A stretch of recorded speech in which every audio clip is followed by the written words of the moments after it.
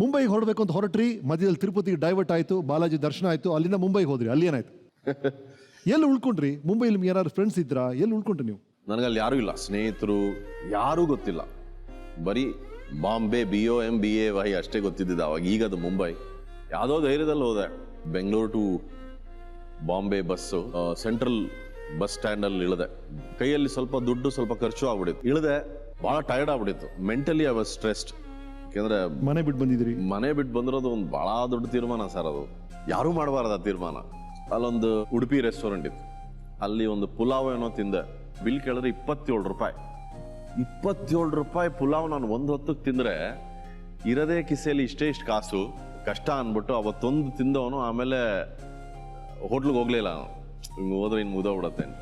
ಒಂದು 2-3 ದಿನ ಊಟದಲ್ಲಿ ಎಲ್ಲ ಮುಗಿದೋಯ್ತು. ನಾನು ಸೆಂಟ್ರಲ್ ಸ್ಟೇಷನಲ್ಲೇ ಇರುವೆ, ರೈಲ್ವೆ ಸ್ಟೇಷನಲ್ಲೇ ಮಲಗೋದು, ಅಲ್ಲೇ ಏನೋ ತಿನ್ನೋದು, ಮುಂಬೈ ಸೆಂಟ್ರಲ್. ಬಟ್ ಈ ಕತೆ ಎಲ್ಲ ನಾನೀಗ ಹೇಳಬೇಕಾದ್ರೆ ನನಗೆ ಹೆಮ್ಮೆಗಿನ್ನ ಸಂತೋಷ ಯಾಕಾಗತ್ತೆ ಅಂದರೆ, ಇವತ್ತಿಲ್ಲಿ ಕೂತ್ಕೊಂಡು ಈ ಕತೆ ಹೇಳೋಂಗಾಯ್ತಲ್ಲ ಜೀವನ ಅಂತ ಅನ್ನಿಸ್ತಾ ಇತ್ತು.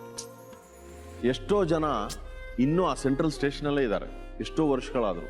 ನಾ ಅದಕ್ಕೆ ಎಲ್ರಿಗೂ ಹೇಳೋದು, ದಯವಿಟ್ಟು ಆ ಸಾಹಸ ಮಾಡಬೇಡಿ, ಆ ಸಾಹಸ ಮಾಡಬೇಡಿ ಅಂತ. ಯಾಕೆ ನನಗೆ ಗೊತ್ತು, ಇನ್ನೂ ಎಷ್ಟೋ ಜನ ಅಡ್ರೆಸ್ಸೇ ಹುಡುಕ್ತಾ ಇದ್ದಾರೆ.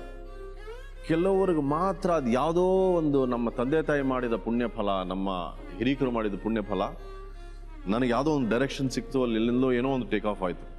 ಬಟ್ ದಯವಿಟ್ಟು ಯಾರು ಮಾಡಬೇಡಿ, ದಯವಿಟ್ಟು ಯಾರು ಮಾಡಬೇಡಿ ಅಂತ ಪದೇ ಪದೇ ಹೇಳ್ತಾ ಇರ್ತೀನಿ.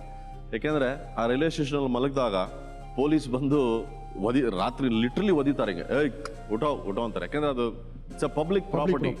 ಯು ಕ್ಯಾನ್, ಅದು ಲಾಡ್ಜ್ ಥರ ಮಲಗೋಕ್ಕಾಗಲ್ಲ, ಬಂದು ಎಪ್ಸೋರು. ನನಗೆ ಆವಾಗ ಮನಸ್ಸಲ್ಲಿ ಒಂದು ಡಬಲ್ ಥಾಟ್ ಇರೋದಾ, ವಾಪಸ್ ಹೋಗೋಣ. ಆದರೆ ಒಳಗಡೆಯಿಂದ ಇನ್ನೂ ಜೋರಾಗಿ ಒಂದು ಥಾಟ್ ಬರೋದು, ನಾವು ವಾಪಸ್ ಹೋಗೋಕೆ ಬಂದಿದ್ದು, ನೀನು ಮನೆಗೆ ವಾಪಸ್ ಯಾವತ್ತು ಹೋದ್ರೂ ಕರ್ಕೋತಾರೆ ಅಂತ ಗೊತ್ತು. ಬಟ್ ಬೇಡ, ಏನಾಗುತ್ತೋ ಆಗಲಿ ಅಂದ್ಬಿಟ್ಟು ಅಲ್ಲೇ ಕಂಟಿನ್ಯೂ ಮಾಡಿದೆ. ರೈಟ್. ಅಲ್ಲಿ ನಿಮಗೆ ಒಬ್ಬ ಆಪ್ತ ರಕ್ಷಕರ ಥರ ಒಬ್ರು ಸಿಗ್ತಾರೆ, ನಿಮ್ಗೆ ಸಹಾಯ ಮಾಡ್ತಾರೆ. ಬಾಂಬೆಯಲ್ಲಿ ಸೆಂಟ್ರಲ್ ಸ್ಟೇಷನ್ ನಿಮ್ಗೆ ಹೊರಗಡೆ ಕರ್ಕೊಂಡ್ಬರ್ತಾರೆ ಇಂಟು ಮುಂಬೈ ಸಿಟಿ. ಯಾರು ಅವರ ಹೇಳಿಕೆ ಏನು ಅಂತ ನೀವು ನೋಡ್ತೀರಾ ನಮ್ಮ ಟೆಂಟಲ್ಲಿ. Hi Vijay, how are you? ಮುझे याद है, ನನಗಿನ್ನೂ ನೆನಪಿದೆ.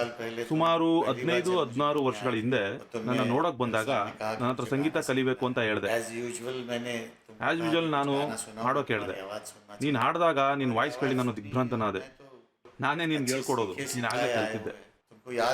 ನಿನಗೆ ನೆನಪಿರಬಹುದು, ಅವತ್ತು ನನ್ನ ಜೊತೆಗೆ ವಿಜಯ್ ಮಂಕೇನು ಇದ್ರು. ತಕ್ಷಣ ಅವರು ಎಲ್ಲ ಆ್ಯಡ್ ಮೇಕರ್ಸ್ಗೂ ಫೋನ್ ಮಾಡಿ, ಒಬ್ಬ ಹುಡುಗ ಇದ್ದಾನೆ, ಅವನ ವಾಯ್ಸ್ ತುಂಬಾ ಚೆನ್ನಾಗಿದೆ ಅಂತ ಹೇಳಿದ್ರು. ನೆಕ್ಸ್ಟ್ ಡೇ ಇಂದಾನೆ ನಿನಗೆ ಕೆಲಸ ಸಿಗೋಕ್ಕೆ ಶುರುವಾಯಿತು. ಇವತ್ತು ನೀನು ಇಂಡಿಯಾದಲ್ಲಿರೋ ಬೆಸ್ಟ್ ಸಿಂಗರ್ಸ್ನಲ್ಲಿ ಒಬ್ಬನಾಗಿದ್ದೀಯಾ. ನಿನ್ನ ಪ್ರೋಗ್ರೆಸ್ ನೋಡಿ ನನಗೆ ತುಂಬಾ ಖುಷಿ ಆಗ್ತಾ ಇದೆ. ಇದೇ ತರಹ ನೀನು ಚೆನ್ನಾಗಿ ಆಡು, ಇಡೀ ಜಗತ್ತಿನಾದ್ಯಂತ ನಿನ್ನ ವಿಜಯ ಪತಾಕೆ ಹಾರಿಸು. ನನ್ನ ಆಶೀರ್ವಾದ ನಿನಗೆ ಯಾವತ್ತೂ ಇದೆ.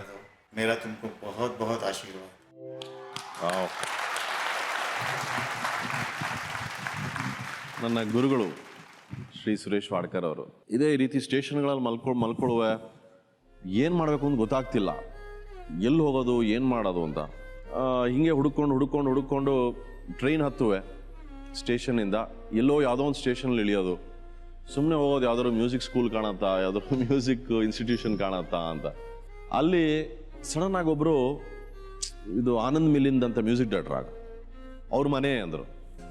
ಸೊ ಸುಮ್ಮನೆ ಅಂದರೆ ಅವಾಗ ಕಳ್ಕೊಳಕ್ಕೇನೂ ಇಲ್ಲ, ಸುಮ್ಮನೆ ಹೋಗಿ ಅಲ್ಲಿ ಹೋದರೆ ಅವ್ರ ಮ್ಯಾನೇಜರ್ ಹಿತೇಶ್ ಅಂತ ಇದ್ರು.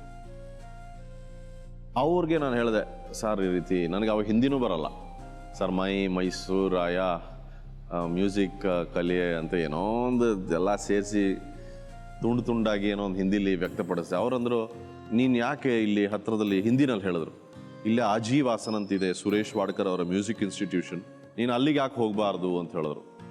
ಸರ್ ಅಡ್ರೆಸ್ ಕೊಡಿ ಸರ್ ದಯವಿಟ್ಟು ಅಂದೆ. ಅಡ್ರೆಸ್ ಕೊಟ್ಟರು. ಅಲ್ಲಿಂದಲೇ ನಡ್ಕೊಂಡು ಹೋದರೆ ಆವಾಗ ಅವರ ಶಿಷ್ಯೆ, ಈಗ ಅವರ ಹೆಂಡತಿ ಪದ್ಮಾ ವಾಡ್ಕರ್ ಅಂದ್ಬಿಟ್ಟು ಅವ್ರ ಹತ್ರ ಹೋದೆ. ಅವ್ರು ನಾನು ನೋಡೇ ಎದುರ್ಕೊಂಡ್ಬಿಟ್ಟಿರ್ಬೇಕು. ಯಾಕೆಂದರೆ ನಿಜ ಅಂದರೆ ರೈಲ್ವೆ ಸ್ಟೇಷನಲ್ಲಿ ಮಲ್ಕೊಳ್ಳುವೆ ಎಲ್ಲ ಒಂಥರ ಇದ್ದೆ ನಾನು ನೋಡೋಕ್ಕೆ. ನಾನು ಹೇಳಿದೆ, ಈ ರೀತಿ ನಾನು ಹಾಡ್ತೀನಿ, ಮೈಸೂರಿಂದ ಬಂದಿದ್ದೀನಿ, ಏನಾದರೂ ಇಲ್ಲಿ ಅವಕಾಶ ಇದೆಯಾ ಅಂತ. ಅವ್ರು ಏನಾರು ಹಾಡು ಅಂದರು.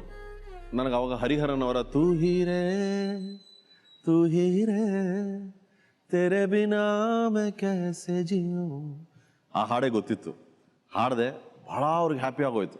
ಅವ್ರು ಇರು ಬಾ ನೀನು ನನ್ನ ಜೊತೆ ಬಾ ಅಂದ್ಬಿಟ್ಟು ಸುರೇಶ್ ವಾಡ್ಕರ್ ಅವರು ಮೇಲ್ಗಡೆ ಇದ್ರು ಮನೇಲಿ, ಅಲ್ಲಿ ಕರ್ಕೊಂಡೋದ್ರು. ಅಲ್ಲಿಗೆ ಹೋದರೆ ಅವ್ರು ಕೇಳಿದ್ರು, ವೆರಿ ಗುಡ್ ಎಲ್ಲಿರ್ತೀಯಾ ಅಂದರು. ನಂದೆ ಸರ್ ನನಗೆ ಇಳ್ಕೊಳಕ್ಕೆ ಏನೂ ಜಾಗ ಇಲ್ಲ, ಒಂದು ವಾರದಿಂದ ರೈಲ್ವೆ ಸ್ಟೇಷನ್ಗಳಲ್ಲೇ ಮಲ್ಕೋತಾ ಇದ್ದೀನಿ ಅಂದೆ. ಇರು ಅಂದ್ಬಿಟ್ಟು ಅವ್ರಿಗೊಬ್ಬ ಸ್ನೇಹಿತ ಅವಿನಾಶ್ ಅಂದ್ಬಿಟ್ಟು ಅವ್ರ ಹತ್ರ ಮಾತಾಡ್ಬಿಟ್ಟು, ಈ ರೀತಿ ಒಬ್ಬ ಬಂದ್ಯಾನೆ, ಅವ್ನಿಗೆ ಹಿಂದಿನೂ ಬರಲ್ಲ ಏನೂ ಬರಲ್ಲ, ಮೈಸೂರಿಂದ ಬಂದ್ಯಾನೆ, ಪಾಪ ಚೆನ್ನಾಗಿ ಹಾಡ್ತಾನೆ, ಅವ್ನಿಗೇನಾದ್ರು ಉಳ್ಕೊಳ್ಳೋಕೆ ವ್ಯವಸ್ಥೆ ಮಾಡು ಅಂದರು. ಅವರು ಅಲ್ಲಿ ಒಂದು ರಾಧಾಕೃಷ್ಣ ಟೆಂಪಲ್ ಇತ್ತು, ಈಗಲೂ ಇದೆ ಬ್ಯಾಂಡ್ರಾ ಅನ್ನೋ ಜಾಗದಲ್ಲಿ. ಅಲ್ಲಿಗೆ ಫೋನ್ ಮಾಡಿಬಿಟ್ಟು ಅದೇ ಕ್ಷಣ ದೇವಸ್ಥಾನದಲ್ಲಿ ಉಳ್ಕೊಳ್ಳಿಕ್ಕೆ ವ್ಯವಸ್ಥೆ ಮಾಡಿದ್ರು. ಅಲ್ಲಿವರೆಗೂ ನನಗೆ ಉಳ್ಕೊಳ್ಳಿಕ್ಕೆ ಜಾಗನೇ ಇಲ್ಲ. ನನ್ನ ಹತ್ರ ಲಿಟ್ರಲಿ ಒಂದೇ ಒಂದು ಟೀ ಶರ್ಟ್ ಇತ್ತು. ಆ ಟೀ ಶರ್ಟ್ನ ನಾನು ಜುಹು ಬೀಚ್ಗೆ ಹೋಗುವೆ, ಅಲ್ಲಿ ಒಗೆದ್ಬಿಟ್ಟು ಅಲ್ಲೇ ಮರಳ ಮೇಲೆ ಒಣಗಾಕ್ಬಿಟ್ಟು ಮತ್ತೆ ಹಾಕೊಳ್ಳುವೆ. ಸಮುದ್ರದ ನೀರಲ್ಲೇ ಒಗೆಯೋದು, ಅಲ್ಲೇ ಮರಳ ಮೇಲೆ ಒಣಗಾಕೋದು, ಮತ್ತೆ ಹಾಕೊಳ್ಳೋದು ಹಾಗೆ. ಸೊ ಅಲ್ಲಿ ಯಾವುದೋ ರೈಲ್ವೆ ಸ್ಟೇಷನಲ್ಲಿ ಎಲ್ಲೋ ಸ್ನಾನ ಮಾಡೋದು, ಅದು ನಮ್ಗೆ ಅದೆಲ್ಲ ಅಭ್ಯಾಸ ಆಗ್ಬಿಟ್ಟಿದೆ. ಸ್ನಾನ ಇಲ್ಲದೆ ತಿನ್ನಕ್ಕಾಗಲ್ಲ, ಬೆಳಗ್ಗೆ ಸ್ನಾನ ಮಾಡಲೇಬೇಕು, ಎಲ್ಲೇ ಇರಲಿ. ಒಗೆದಿರೋ ಬಟ್ಟೆ ಹಾಕೊಳ್ಳೋದಿರೋಕ್ಕಾಗಲ್ಲ. ಸೊ ಅದೇ ಬಟ್ಟೆನ ಒಗೆಯೋದು, ಒಣಗಾಕೊಳ್ಳೋದು, ಹಾಕೊಳ್ಳೋದು. ಸೊ ಇವರು ದೇವಸ್ಥಾನದಲ್ಲಿ ವ್ಯವಸ್ಥೆ ಮಾಡೋದು. ಇಮ್ಮಿಡಿಯೇಟಾಗಿ ನಾನು ನನ್ನ ಚೀಲ ತಗೊಂಡು ದೇವಸ್ಥಾನಕ್ಕೆ ಹೋದೆ. ಅವರು ತಿಂಗಳಿಗೆ 200 ರೂಪಾಯಿ ಕೊಡಬೇಕಪ್ಪ ಅಂದರು. ನಾನಂದೆ ಹೆಂಗೋ ಆಗತ್ತೆ ಬಿಡಿ ಸ್ವಾಮಿ, ನನಗೆ ಉಳ್ಕೊಳ್ಳೋಕೆ ಜಾಗ ಕೊಡಿ. ಒಂದು ರೂಮಲ್ಲಿ 4 ಜನ, ಸಣ್ಣ ರೂಮು, 4 ಜನ, ಒಟ್ಟೊಂದು 25-30 ಜನಕ್ಕೆ ಒಂದೇ ಬಾತ್ರೂಮು, ಒಂದೇ ಟಾಯ್ಲೆಟ್. ಆ ಒಂದು ಎಕ್ಸ್ಪೀರಿಯನ್ಸ್ ಏನಿದೆ, ನನಗೇನು ಅನ್ಸುತ್ತೆ, ನಾನು ಎಂಥ ಪುಣ್ಯವಂತ. ನನ್ನ ಜೀವನಾವಧಿಲಿ ಇದನ್ನೆಲ್ಲ ಭಗವಂತ ನನ್ನ ಕೈಲಿ ಎಕ್ಸ್ಪೀರಿಯನ್ಸ್ ಮಾಡೋದು. ಎಷ್ಟು ಜನಕ್ಕೆ ಈ ಎಕ್ಸ್ಪೀರಿಯನ್ಸ್ ಸಿಗತ್ತೆ? Hardly people get to experience all this. ಒಂದಿನ ಹೆಂಗಾಗ್ಬಿಟ್ಟಿತ್ತು ಅಂದರೆ, ಫುಲ್ ಇರೋ ದುಡ್ಡೆಲ್ಲ ಖಾಲಿ, ಕಡೆ 10 ರೂಪಾಯಿ ಉಳಿದಿದೆ ರೈಲ್ವೆ ಸ್ಟೇಷನಲ್ಲಿ. ಈ 10 ರೂಪಾಯಿ ಇಟ್ಕೊಂಡು ಏನು ಮಾಡೋಕ್ಕಾಗತ್ತೆ? ಊಟ ಮಾಡೋಕ್ಕಾಗತ್ತಾ? ಏನು ಮಾಡೋಕ್ಕಾಗತ್ತೆ? ಆಮೇಲೆ ನಾನು ಒಂದು ಐಡಿಯಾ ಮಾಡಿದೆ, ಒಂದು ಬ್ರೆಡ್ ಪ್ಯಾಕೆಟ್ ತೊಗೊಂಬೋಣ, 3-4 ರೂಪಾಯಿದು ಬ್ರೆಡ್ ಪ್ಯಾಕೆಟ್ ತೊಗೊಂಬಿಟ್ರೆ ಟೀ ತೊಗೋತಾ ಇದ್ರೆ 50 ಪೈಸೆ ಅದ್ಕೊಂಡು ತಿನ್ಬೋದು. ಬಟ್ ಮನೇಲಿ ಚೆನ್ನಾಗಿ ಊಟ ತಿಂಡಿ, ರಸಾಯನ, ಪುಳಿಯೋಗರೆ, ಬಿಸಿಬೇಳೆ ಭಾತ್ ಹಾಕಿ ತಿನ್ಸಿರೋ ದೇಹ ಒಂದು ಸ್ಲೈಸ್ ಬ್ರೆಡ್ ಆದ್ಮೇಲೆ ತಿನ್ನಕ್ಕಾಗಲಿಲ್ಲ. ನಾಲ್ಗೆ ಬೇಡ ಅನ್ನತ್ತೆ, ಬೇಡ ನನ್ನ ಕೈಲಿ ಈ ಬ್ರೆಡ್ ತಿನ್ನಕ್ಕಾಗಲ್ಲ ಅನ್ನತ್ತೆ. ಸರಿ ಹಸುಕೊಂಡೇ ಇದ್ದೆ. ಸುರೇಶ್ ವಾಡ್ಕರ್ ಅವ್ರ ಮನೆಗೆ ಹೋದೆ. ತಲೆ ಸುತ್ತಿ ಬೀಳೋ ಹಾಗಿದ್ದೀನಿ, ಹೊಟ್ಟೆ ಹಸುದು.